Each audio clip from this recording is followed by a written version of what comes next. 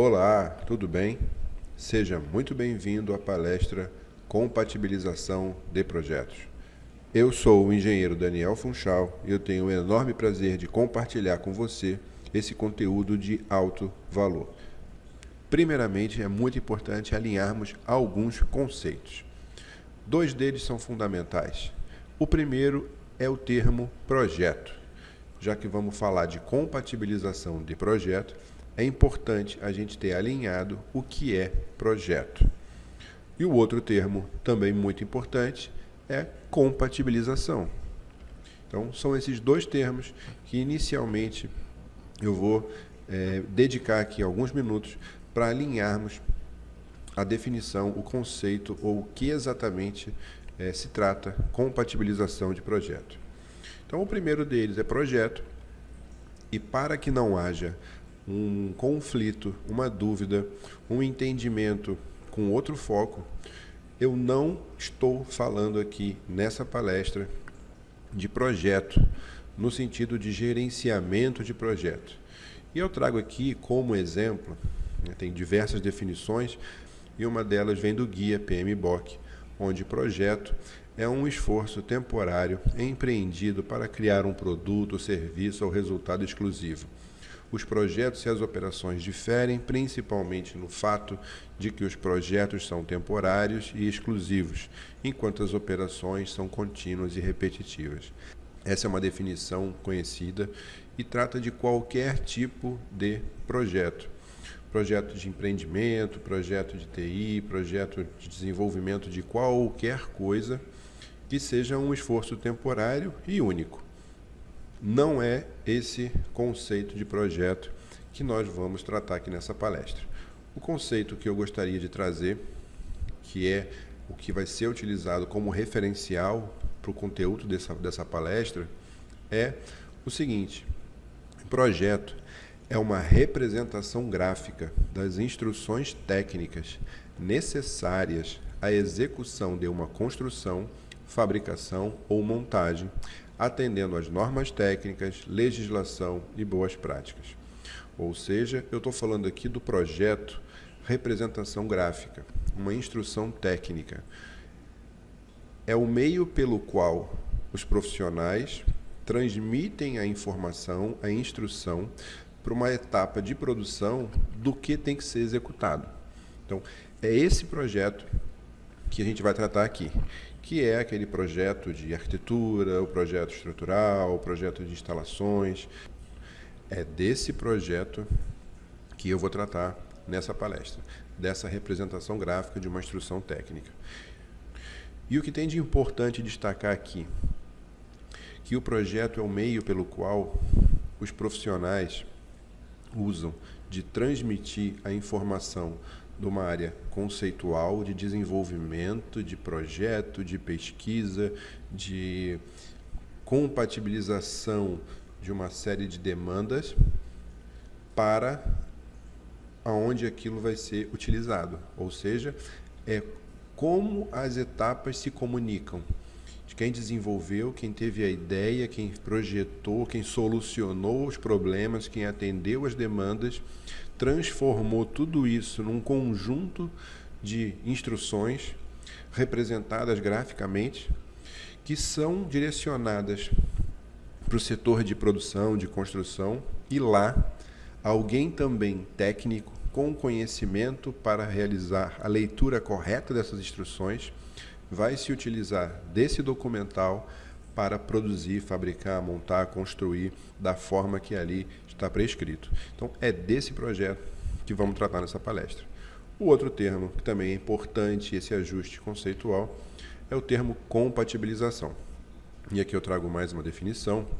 E de compatibilização é o processo de análise e suporte ao desenvolvimento dos projetos com o objetivo de racionalizar soluções, evitar interferências e garantir o atendimento às necessidades previamente definidas. O que é muito importante destacar aqui nessa definição? Basicamente, 3 pontos. Primeiro, compatibilização é um processo. Ele não é uma etapa, ele não é uma atividade pontual. Ele transcorre ao longo de todo o desenvolvimento do projeto. Tem o objetivo de racionalizar soluções e evitar interferências. Por que eu chamo a atenção para isso? Existe um entendimento, uma percepção de compatibilização ser uma etapa onde se colocam todos os projetos, vamos dizer, um em cima do outro, e se consertam as interferências. E aí eu gostaria de convidar você a fazer uma reflexão um pouquinho mais profunda e tentar resetar esse tipo de conceito, porque é o tipo de coisa que não faz muito sentido a gente, como profissional, como numa etapa de projeto, onde as coisas não estão definidas, não estão construídas, não estão fabricadas, a gente tem na nossa mão, como profissional, o poder e a responsabilidade de definir como as coisas vão acontecer, e a gente transfere todo esse potencial para uma outra etapa, consertar aquilo que a gente negligenciou. Então, esse conceito de compatibilização ser uma etapa onde se consertam interferências é muito pouco compatível com engenharia, com resultados excelentes, com otimização de produtividade, com qualidade do produto final, porque você está incorporando ao teu processo uma etapa de conserto, uma etapa de reparo. Vamos fazer uma analogia. Conseguem imaginar uma linha de produção de um automóvel, seja ele qual for, onde ao final dessa linha de produção tem uma etapa de uma equipe só consertando problema do que os outros fizeram? É óbvio que existe controle de qualidade, que tem verificação, que tem pontos de inspeção e tudo mais. Mas se procedimentar o conserto de falhas é algo não muito inteligente. O que se propõe é que essa análise e essa compatibilização aconteça junto com o desenvolvimento do projeto. E sim, as interferências acontecem, elas são identificadas, elas são tratadas, e esse processo enriquece o produto final. Então, esse é o conceito que a gente vai utilizar nessa palestra, de compatibilização sendo um processo que acontece ao longo do desenvolvimento do projeto e que tem esse objetivo de evitar as interferências, evitar os problemas e racionalizar, otimizar, potencializar as soluções de forma que as necessidades previamente definidas sejam atendidas. Antes eu vou trazer aqui algumas imagens como exemplo, onde ou existe a falha ou a ausência de compatibilização, e onde se sente isso, no caso de uma construção, é na etapa de obra. Então aqui é um exemplo, onde a gente tem um sistema que foi utilizado para distribuição elétrica, sem a devida compatibilização com sistemas construtivos, com acabamentos, com referências de níveis e outras atividades que fossem ser executadas. Então a gente tem aí 2 pontos de interferência da distribuição elétrica. Nesse outro exemplo, temos o que um dia foi uma viga, né, um baldrame, uma viga enterrada, e que, por falta de compatibilização, ela estava no caminho da passagem desses dois canos, aí, desses 2 tubos, um metálico e um de PVC. Então, nesse momento, não existe mais a viga, porque ela estava atrapalhando.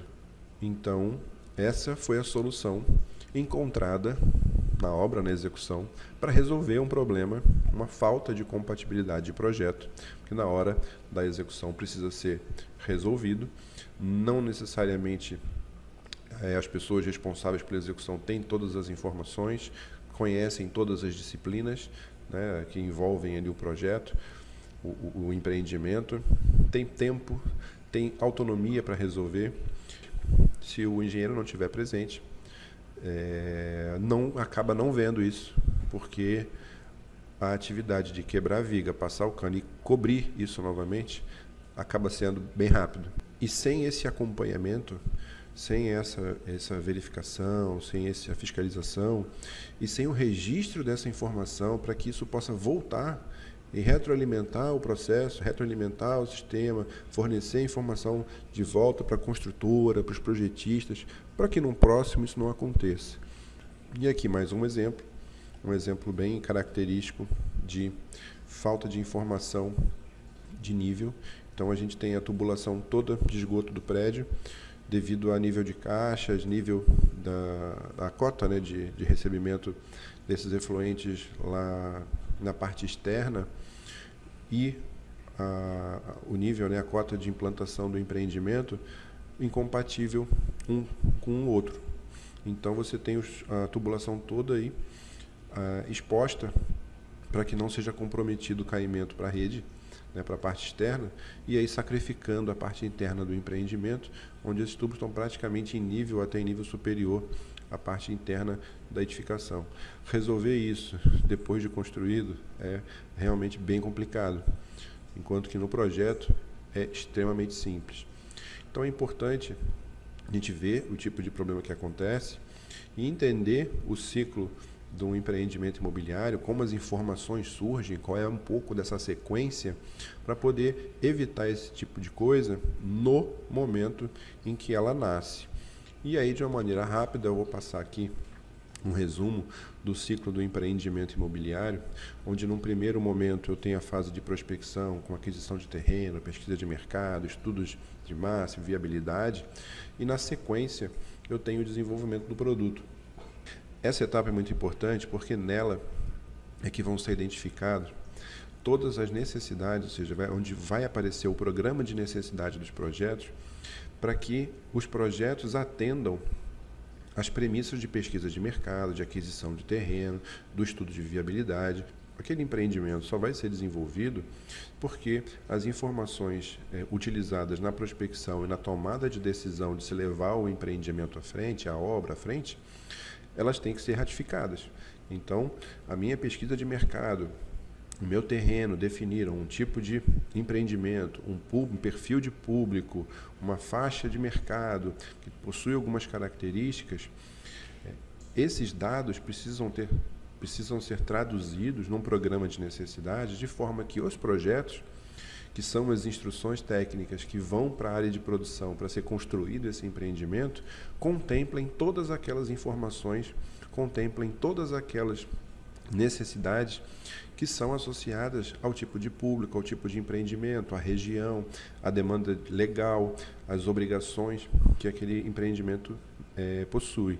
Então, esse programa de necessidade é importantíssimo que ele seja desenvolvido, porque os projetos eles existem para definir a maneira como vai ser construído, fabricado ou executado, e atendendo uma necessidade, atendendo alguns requisitos. Então, essas necessidades, esses requisitos, são definidos na parte de desenvolvimento do produto.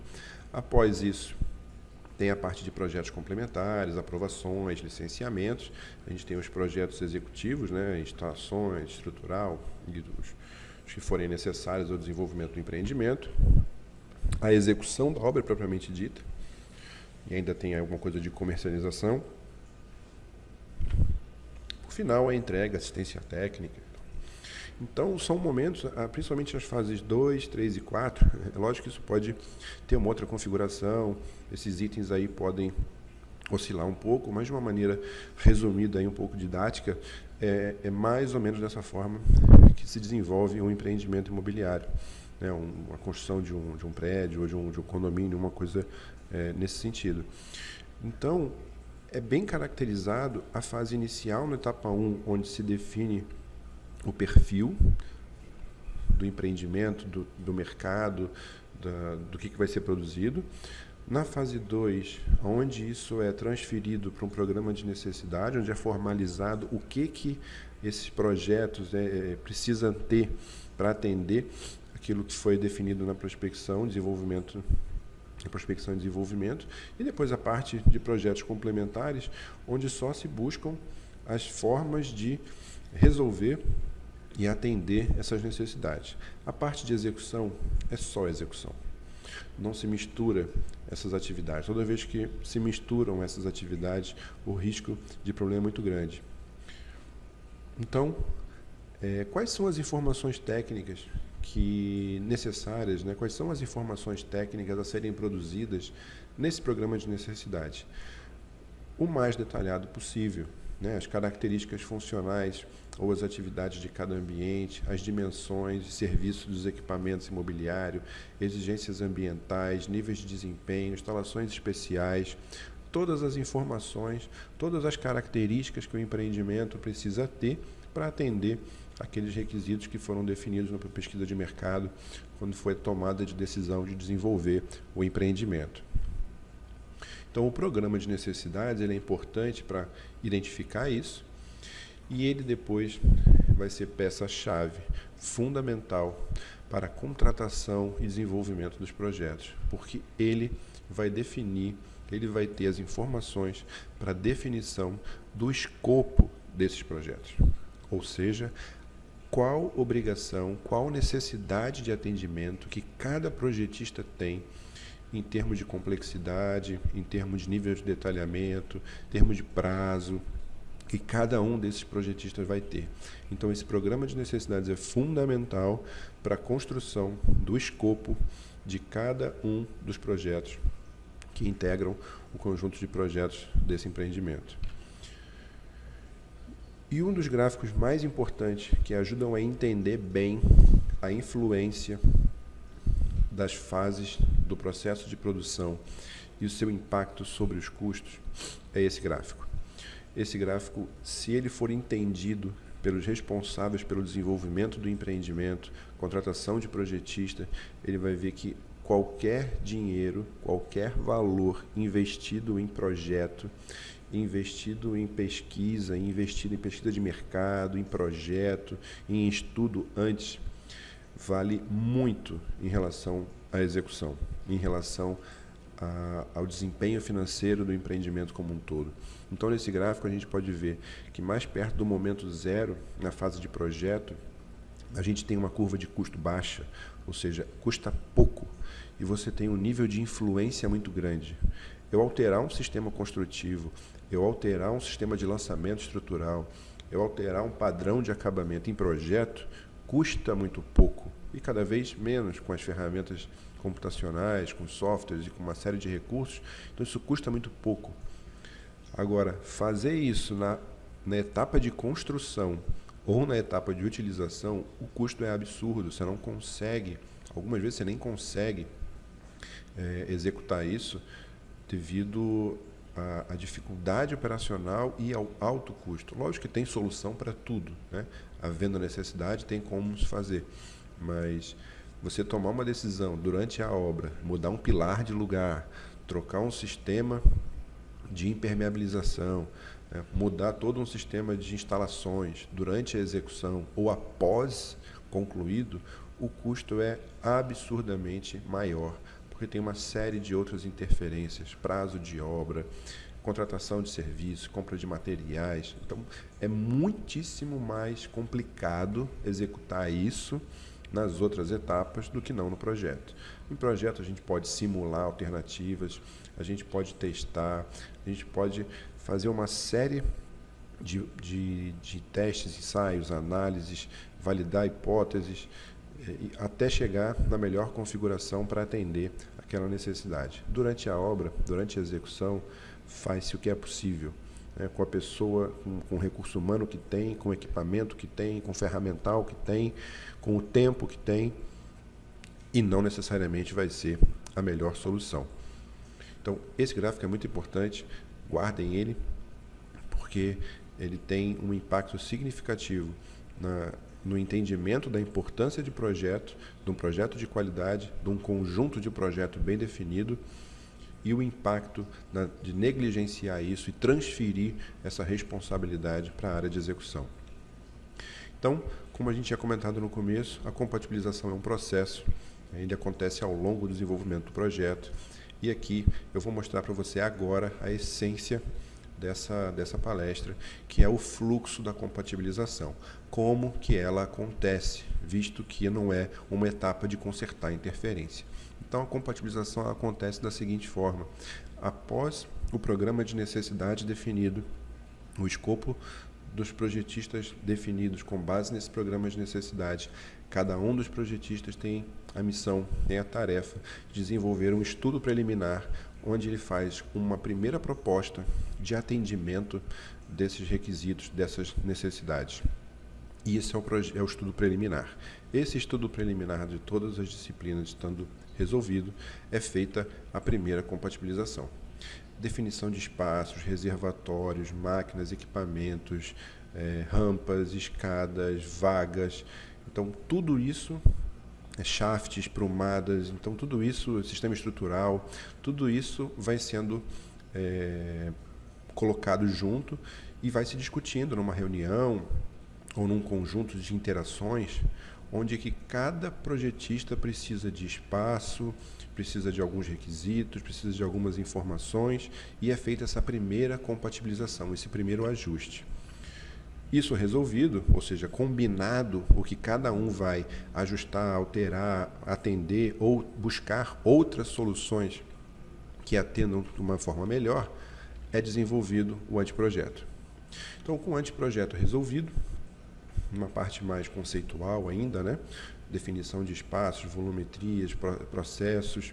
Então, isso estando resolvido, parte-se para o anteprojeto, e o anteprojeto estando definido, se faz uma segunda compatibilização.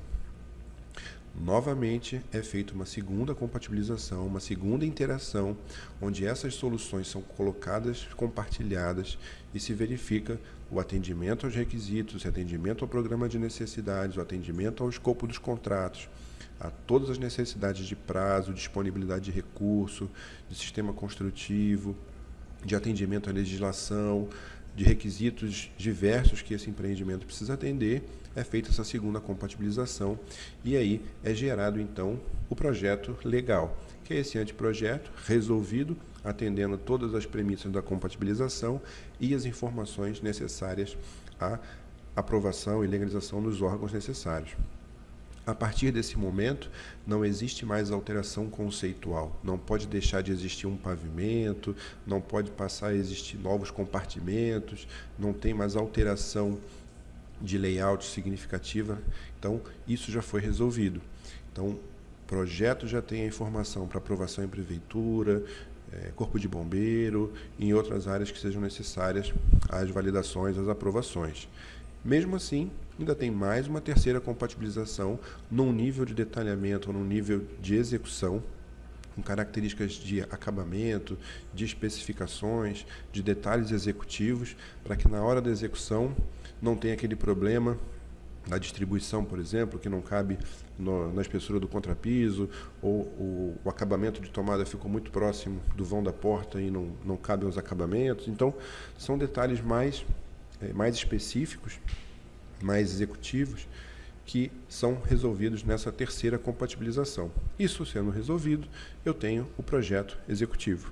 Aí sim eu tenho um projeto executivo completo, né, tanto de arquitetura quanto de complementares, que foi construído, que nasceu já compatibilizado. Não é um projeto executivo que eu pego um projeto de arquitetura, um projeto estrutural, um projeto de instalações, coloco um em cima do outro e vejo onde é que está batendo, vejo onde é que não está, onde não está compatível. Não, ele já nasceu. A questão de desníveis, questões de caimento, questões de espaços, tudo já foi resolvido ao longo da sua construção. Apenas para exemplificar o que a ausência disso pode acontecer, e é muito comum esse fluxo de compatibilização ser negligenciado por dois motivos. Primeiro é o desconhecimento dessa forma, onde se adota a maneira de, depois de tudo pronto, coloca um em cima do outro e conserta, né? Fatalmente não vai ter a mesma qualidade, além de ser mais uma etapa, gasto de gente, de hora e de tudo mais. Tá, mas vamos consertar. Mas quem vai abrir mão do quê? Quem vai ter o retrabalho? E aí começa uma decisão não em prol do empreendimento, mas uma questão de quem tem menos disponibilidade ou quem custa mais caro ou mais barato, quem é mais suscetível, quem atende melhor. Então não se tem uma solução adequada como deveria. Essa é uma primeira possibilidade. A segunda possibilidade é aquele empreendimento de empresas que acham, né, que tem uma visão de que basta um projeto para aprovar na prefeitura, eu tenho meu alvará de construção, Agora eu faço aos poucos, à medida que a obra evolui, os outros projetos. Então, infelizmente, isso também acontece de uma maneira equivocada. A falsa percepção de estar se economizando no projeto, como a gente viu no gráfico, é a pior etapa para você economizar, porque aqui é a mais barata e aqui dá o maior impacto no custo da obra, né? Mas, infelizmente, isso acontece. E aqui eu vou trazer um exemplo onde isso aconteceu. A gente tem aqui um projeto legal, um projeto que foi aprovado. Essa é uma parte da garagem, pavimento térreo, onde a gente tem aqui na parte central a caixa de escada e aqui acima da tela um conjunto de 4 vagas, previsão de 4 vagas, alguns pilares lançados, você consegue visualizar. E note que na lateral esquerda, na parte de cima aqui, a gente tem uma previsão para fossa e filtro. Essa é uma área que não era atendida por concessionária de esgoto, então não tinha rede de tratamento, então eu tinha que utilizar o sistema fossa e filtro. Então, ok. Então, a princípio, não tem grandes problemas. O empreendimento foi aprovado, estava em construção, aí foi para construção. Então, tem um pré-lançamento aí de pilares, tem uma indicação de uma previsão de fossa e filtro, ok, sem problema. Após isso, foram desenvolvidos em etapas diferentes e sem se falarem, né, sem os projetistas se conhecerem, se falarem, e basicamente só troca de arquivo para pegar uma base para seguir em momentos diferentes. Então, aqui eu tenho o projeto sanitário, onde eu tenho a mesma região, e a gente já vê ali realmente onde era previsto o local para fossa e filtro, existe ali os reservatórios, né? Mas já numa disposição e numa geometria diferente, né, daquela inicialmente prevista no projeto arquitetônico. Mas, na sequência, a gente tem também um projeto de águas pluviais, onde existe um sistema de reuso de água. Então, eu tenho um reservatório para filtrar. E agora, o terceiro projeto, que também surgiu na sequência, que é o projeto estrutural. Na verdade, o projeto de fundação, onde eu tenho a indicação das estacas, são esses círculos, os quadrados e retângulos são os blocos de coroamento, né, e as vigas fazendo as ligações, os travamentos entre os elementos de bloco de coroamento. Um detalhe, não existe nenhum reservatório indicado nesse projeto. E é um projeto que tem a instrução, que tem a informação dos elementos que estão abaixo do nível do piso, ou seja, os elementos que estão enterrados. Então, se os reservatórios não estão aí, ou estão acima, ou está faltando em algum lugar. Então, como acima é vaga, então esses elementos deveriam estar previstos aqui. E não só previsto por uma questão de compatibilização, de não ter pilar, bloco e vigas, mas de terem o seu projeto das paredes, dos reservatórios calculados, dimensionados e projetados para isso. Então, isso não existe aqui. Então, o que acontece? Qual é o primeiro conjunto de projetos a ser executado, a ser utilizado na obra? É o projeto de fundação e o projeto estrutural, porque a obra começa dessa maneira. Então, a obra utilizou inicialmente esse projeto. O detalhe aqui foi dada a falta dos reservatórios no momento em que a fundação toda já estava executada, os pilares, a estrutura já executada, piso da garagem concretado, e notou-se a ausência dos reservatórios. Então, o custo disso, né, o custo disso para se resolver, não só o custo disso para ser executado, um custo de um reservatório, mas qual o tamanho do sacrifício que esse empreendimento teve de perder outras áreas para abrigar esses reservatórios que não puderam ser abrigados onde eles deveriam ter sido. Então, o empreendimento foi sacrificado na sua qualidade, na sua forma de uso, em outros espaços que poderiam ter outro tipo de uso, foram sacrificados para acomodar esses reservatórios, além de toda uma readequação dos projetos de instalações. Então, esse é o tipo de problema, né, que eu estou falando aqui, um prédio, não é uma casinha, uma coisa simples, é um empreendimento, é um prédio, que acontece, né, por negligência, por desconhecimento, por alguma falta de informação, que é o objetivo trazer isso aqui para você e ver que eu estou falando de compatibilização, estou falando de um processo, estou falando de uma maneira diferente, de uma maneira de enxergar como se faz isso. Não estou falando de nenhum sistema, não estou falando de BIM, não estou falando de nenhum software, independe disso. Se conceitualmente isso estiver resolvido e estiver bem entendido, a ferramenta depois você busca aquela que for mais adequada à tua necessidade, a qual você se adapta melhor, a qual você tem mais facilidade. Agora, só a ferramenta não vai resolver isso, né? Se os projetos forem desenvolvidos em tempos diferentes, né? Se continuar com o conceito de consertar erro, ao invés de construir um produto melhor. Então, esse é o objetivo de mostrar o potencial de problema que pode trazer uma falta de compatibilização e que pode ser resolvido de uma maneira muito simples, desde que seja assumida essa responsabilidade no início das etapas, desde das premissas de programa de necessidade, definição de escopo, contratação de projetista, acompanhamento desses projetos e as etapas de compatibilização até a produção do projeto, do conjunto de projetos final. E isso faz toda a diferença em você ter uma obra e um empreendimento compatibilizado, não compatibilizado, na qualidade do produto, na tranquilidade da execução, né, e nos retrabalhos, no custo. Então, tudo isso é reflexo, é consequência da forma que os projetos foram tratados e desenvolvidos. Então, aqui um memezinho para a gente ver a diferença de um projeto sem compatibilização e compatibilizado, que realmente é uma tranquilidade, não é obrigação, não é função da equipe de obra resolver projeto. A equipe de obra pega o projeto e executa, não tem atribuição de redimensionar, de avaliar, de questionar. É óbvio que, como tem profissional envolvido, havendo algum problema, algum erro, e se ele se deparar com algum item que mereça alguma análise, ele tem esse direito, esse dever, ele tem essa obrigação, mas ele não tem a função de refazer tudo aquilo que foi inicialmente já feito.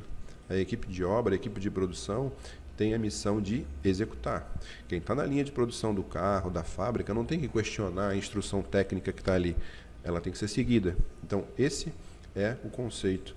Cada coisa, cada função, cada atividade, no seu momento certo, para que se tenha um melhor resultado, para que se tenha um produto de qualidade e uma produção com uma produtividade e uma eficiência maior.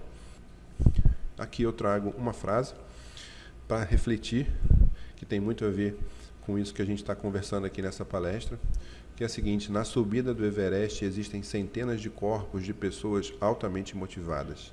E o que eu quero dizer com isso? É importante a vontade, é importante o estímulo, é importante todo esse posicionamento, mas é importante também a maneira de fazer, a técnica, o preparo, o entendimento, a sua formação conceitual, o questionamento, a organização, a coordenação, o trabalho em equipe.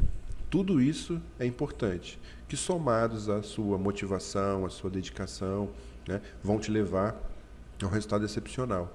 Mas só a vontade, só querer desenvolver, só querer construir, só querer projetar, só querer fazer a obra de qualquer jeito, não vai te levar muito longe, né? Você vai ter diversos problemas ao longo do caminho e isso vai minando financeiramente, vai minando em termos de motivação, vai minando em termos de percepção que o mercado tem da sua atuação profissional.